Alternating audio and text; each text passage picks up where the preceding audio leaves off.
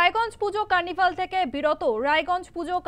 থেকে বিরত ইতিমধ্যেই আপনারা জানেন বিরত রইলেন তৃণমূল বিধায়ক কৃষ্ণ কল্যাণী। শহরের পরিচ্ছন্নতা পরিকাঠামো ব্যর্থতায় ক্ষোভ, পুরসভার বিরুদ্ধে ক্ষোভ পোস্ট করেছেন তৃণমূল বিধায়ক কৃষ্ণ কল্যাণী। রায়গঞ্জ পুজো কার্নিভাল থেকে বিরত রইলেন তৃণমূল বিধায়ক কৃষ্ণ কল্যাণী। শহরের পরিচ্ছন্নতা পরিকাঠামোর ব্যর্থতায় ক্ষোভ প্রকাশ করেছেন তিনি। পুরসভার বিরুদ্ধে ক্ষোভ উগরে দিয়েছেন পোস্টের মাধ্যমে। সোশ্যাল মিডিয়ায় পোস্ট করেছেন তৃণমূল বিধায়ক কৃষ্ণ কল্যাণী। রায়গঞ্জ পুজো কার্নিভাল থেকে বিরত রইলেন তৃণমূল বিধায়ক।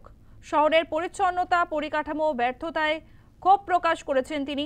পুরসভার বিরুদ্ধে ক্ষোভ প্রকাশ করে পোস্ট করেছেন তৃণমূল বিধায়ক কৃষ্ণ কল্যাণী।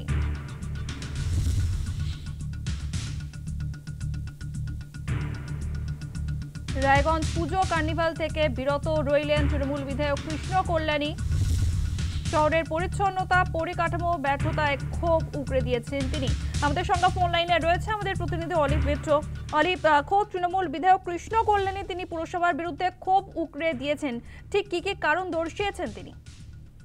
দেখো, পৌরপতির বিরুদ্ধে এবং পৌর প্রশাসনের বিরুদ্ধে কিন্তু পরিষ্কারভাবে কৃষ্ণ কল্যাণীর অভিযোগ যে তিনি বিভিন্ন সময় রাজ্য সরকারের বিভিন্ন দপ্তরে যোগাযোগ করে আর্থিক যে সহযোগিতা করার সেটা চেষ্টা করেছেন এবং 10 কোটি টাকা উত্তরবঙ্গ উন্নয়ন দপ্তর এবং রাজ্য সরকারের নগর উন্নয়ন দপ্তর থেকে আরো 7 কোটি টাকা ব্যবস্থা করে দিয়েছেন তিনি, সেটা তার দাবি।